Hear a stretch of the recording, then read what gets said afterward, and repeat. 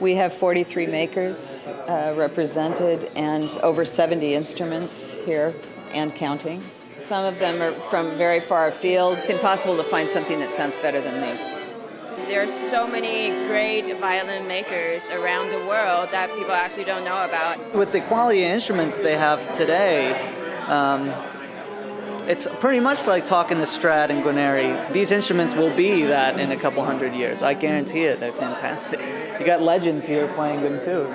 I've been championing young violin makers from all over the world, not just the United States, for many decades. I own many instruments by contemporary makers, and I play them constantly as soloists with orchestras all over the world. This exhibition has a wonderful cross-section and a lot of examples of some of the best makers around.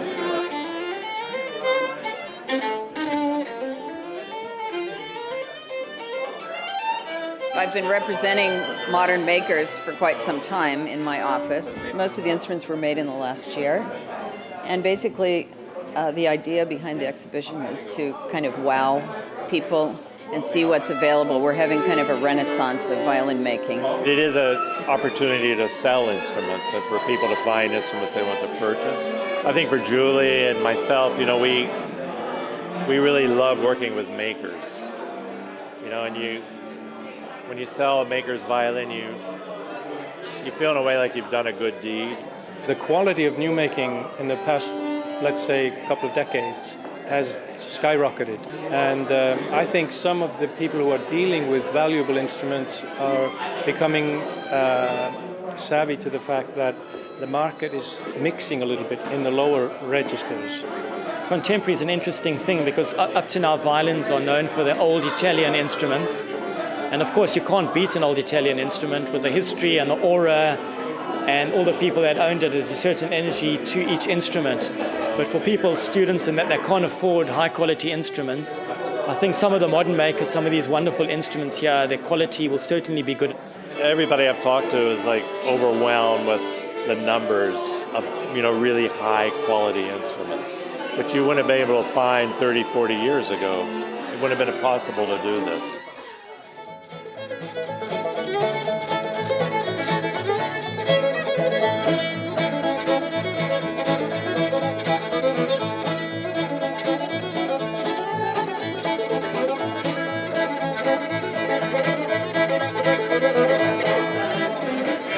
People from all over the world. Some of them are from Europe, Iceland, Germany, Italy. A couple people from California, some from Montana, a few from Salt Lake City, and some from in the Northeast, Maine, all over. I think this is very good progress for everybody to see what people are doing and learn from each other. Makers are learning how to control sound much more than they used to. What happened was that all of a sudden there was a dialogue between instrument makers. Before, it was all secrets. And people would bring stuff to their graves because they didn't want to, they didn't want to divulge their knowledge. I've had my violin for 7 years, but it was made in 1826. I can't talk to this maker because, he's dead. But here, you get all these great violin makers and you get to talk to them and talk about what they created. Recently I made the instruments for the Quartet of Peace. The Quartet of Peace is a set of 4 instruments dedicated to South Africa's 4 Nobel Peace Prize winners. I bought 2 of the instruments to show them around to musicians and with the possibility of maybe interesting them in doing concerts for us. Most of the time the violin makers are working on their own. Very often in very secluded places, and it's not very easy for musicians to be able to get a sampling of what they're doing. So this is a very good opportunity for them to do that. It's much more satisfying to be able to have a dialogue with the musician because they have differing needs.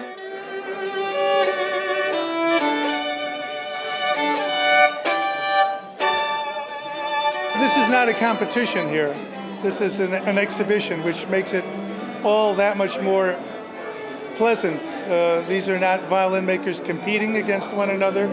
They're violin makers who are very well established, are well known, and it's a chance for people to see their instruments and play them and enjoy them. I consider it an opportunity to be able to meet players, high quality players, and just to plant the seed for the future. There's a lot of young makers here who are coming up and will probably be the future's, greatest violin makers. There are quite a number of makers here. I'd like to see twice as many the next time.